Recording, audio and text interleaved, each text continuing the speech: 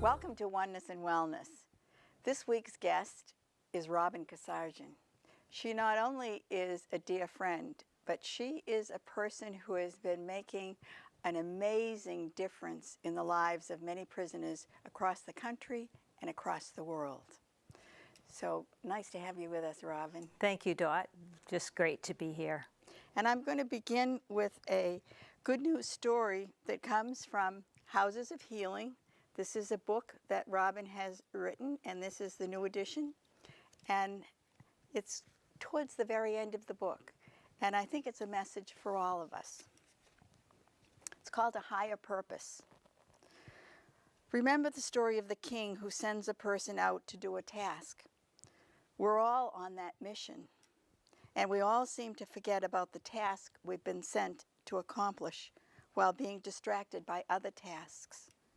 For example, you may have spent years developing a personality that easily attracts and impresses others. Or you could use your time to sculpt a perfect body in the gym. Perhaps you've worked hard to earn a college degree and now can speak for hours on a certain subject.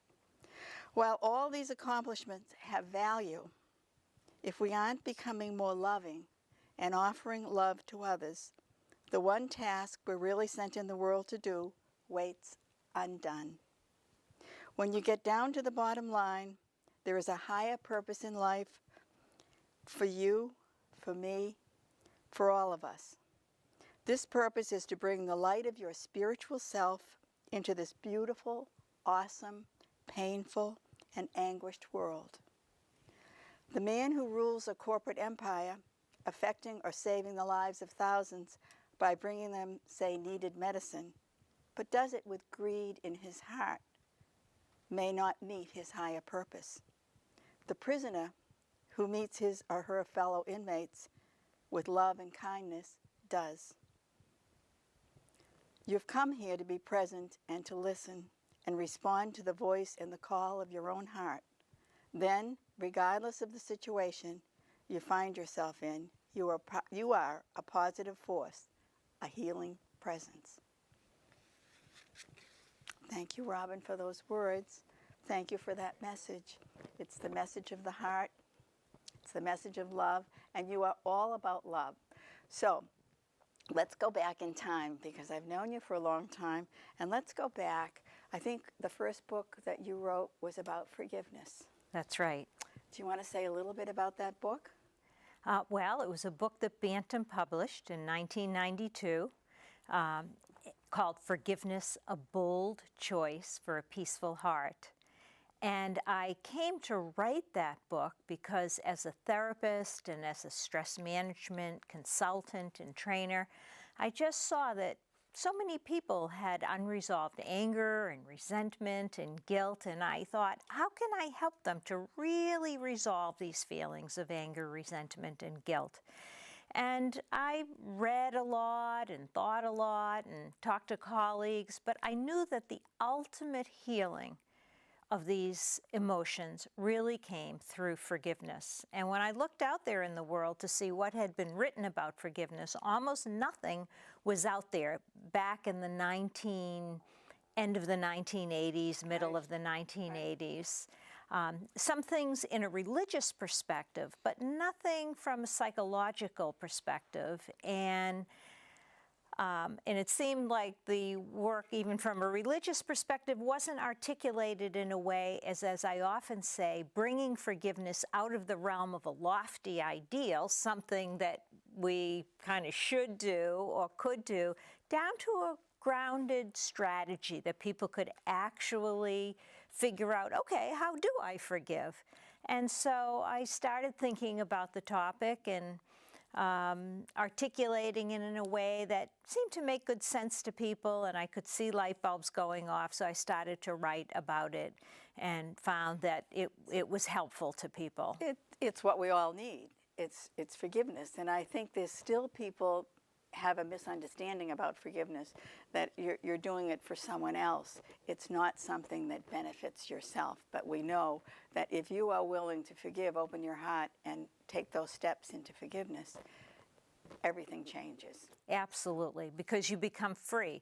I often think of when we hold on to anger and resentment, it's like we have a handcuff around our wrist, and we're handcuffed to the person toward whom we feel that resentment. We're bound to them in a way. We're dragging them along with us through our days and through our nights. And through forgiveness, we can, in a way, we're our own jailer. We can free ourselves from being bound to people through negativity and hurt and pain, and move on with our lives feeling much freer. Right. And I know that you have helped so many people, not only on the outside of prison, but definitely in the inside. And this book, Houses of Healing, has been, tell me, when did you begin to write the book? Well, in 1988, a person came up to me after giving a public talk on forgiveness and said, what you're saying would be so relevant for the prisoners that I work with in an addiction recovery class to hear. Would you come in and give a talk? And that really started the whole process of my working in a prison. And I volunteered for about 4 years. And at the end of the 4 years, I thought, well, this is great. I really love this, but I'm not reaching that many people. Maybe I should write another book to try to bring the spirit and the content of this work, not just on forgiveness, but on what I call emotional literacy. And, you know, your viewers, many times, people might not have heard the term emotional literacy, but intuitively, you probably know what it means. When you think of reading literacy, it's about reading the written word. Emotional literacy is about being able to read our own feelings, to understand them, to manage them effectively, and that's what I was trying to teach in the prison setting, in the healthcare setting, wherever. Everywhere. Everywhere. That's because right. there is nothing, if we don't That's right. have emotional balance, emotional literacy, then we're out here and we're lost, as far as I can see. If we started with the little ones and we give them some tools in order to balance their emotions and become literate, there'll be a world of change. Absolutely. And a world that's much more peaceful. Absolutely, exactly. People will become much more peaceful, more in control of themselves. You know, it's natural for us to feel anger and frustration and, you know, and a huge range of feelings. But for some people, they so identify with these feelings that it takes over their lives rather than them being able to manage it in a good way, experience some peace and balance, and be able to go into their families, into their work life, into the world as a balanced person who can open their hearts and isn't ruled by those more negative and fear-based emotions. Exactly. Well, I know that this book is in English.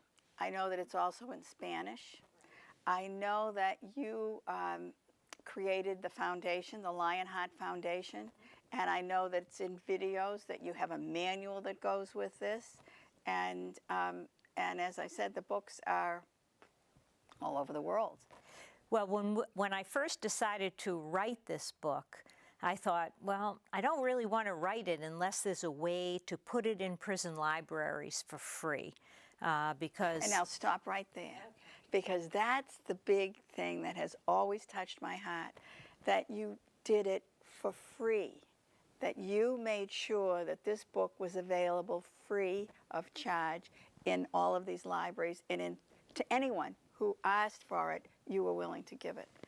Sorry to interrupt, but that has always amazed me. Well, I knew that if I didn't do that, it wouldn't get to the people that it was being written for, because there really hasn't been the will in the prison setting, in the jail setting, unfortunately, to get resources to the prisoners that will help them really take responsibility for their lives and their behaviors and their actions. And I felt that Houses of Healing would be a resource that would help them in that direction. There was a jail, actually he was the president of the American Jail Association, and he said that, no, actually it was a sheriff that I'm thinking of, and he said incarceration is too precious an intervention opportunity to waste. Here we have people locked up, and yet we don't give them, while they're locked up, the tools to manage their emotions, to deal with their addictions, to take responsibility for the harm that they've caused in the world, and to develop greater empathy so that they won't get out and keep repeating the cycle that got them into jail or prison in the first place. I think in the book I was reading last night that there's a poem that one of the people who was in one of the workshops in the prison wrote, talk about the gift of prison, and that was a gift to him to be able to turn his life around. Right, right. Because he was given tools and he was given respect by the volunteers who went in, and sometimes it's very loving staff in prisons, but too often the prison setting can be also very destructive for people because of the humiliation that's just part of the contact. So it really depends on the prisoner and the kind of experiences they get exposed to and what they're ready to take advantage of. But there's so much more that can be done that is not being done in the prison setting. Right. I was reading, I think the figures from 2011, maybe it was, that out of 147, there's a person in prison. 1 out of 147 people they're in prison. So we've become, I know that we incarcerate more people than any other country in the world. Yes. And that has to, impact us in many, many ways.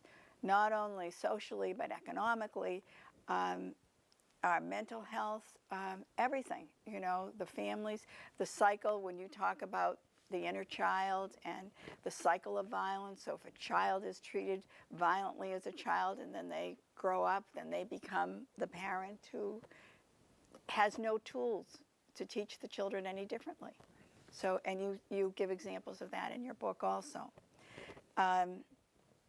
What inspires you, Robin? I have always just felt like there's a strong wind at my back, encouraging me in different directions. But part of that, I think, is that I have a deep personal commitment to doing things every day that help me center myself, like meditation, like prayer. So I think that the wind might be at everybody's back, but it kind of just tosses one around unless we center enough so that it's as if the wind can actually push you in a particular direction rather than just throw you to and fro. But and it's so much of what I teach, whether I was teaching in the healthcare setting, in the corporations or the prisons, it's really all the same message, that we live in a world where, there's so many things vying for our attention, there's so many stressors. It is so critical to take time to center oneself on a daily basis, and so that we can go forward into life from a place of we tap into our own fundamental goodness and strength by virtue of centering ourselves. And if we don't, it could be prayer, it could be, for some people, it's running, for some people, it's this. I always say there's 1,000 paths up the same mountain, or maybe 1,000,000 paths up the same mountain, but you have to be walking one of those paths that really helps you to tune into yourself on a daily basis. And that wind that's coming behind you is, boy, there's a lot of spiritual entities there, energetic entities that push you forward, because you're a person that, and I've known you for many, many years, I've sat on your board for a while, the love that you have, the compassion that you have, the kindness that you have, for a little person, your spirit is huge. The aura, the ripples that go out from you are just quite amazing. Well, thank you. You've always been an inspiration to me. You've been someone that inspires me in so many different ways. So I thank you, Robin, for all that you do. And tell our viewing audience how they can get in touch with Lionheart and anything else that you might like to to express to them? Well, I'd love people to just learn more about the Lionheart Foundation, and there's a video on the homepage of the Lionheart Foundation website. So it's very simple. If you have access to the internet, you just need to go to www.lionheart.org. So very simple, lionheart.org, and you can learn all about the work of not only the prisoners, our prison project called the National Emotional Literacy Project for Prisoners, but as you'll probably learn about in the next program, also our work with youth, which is really incredible, and that's called the National Emotional Literacy Project for Youth at Risk. Thank you so much, Robin. Thank you. And I hope you'll stay with us. We're going to take a short break, and we'll be back with Masha and the Wellness Roundtable.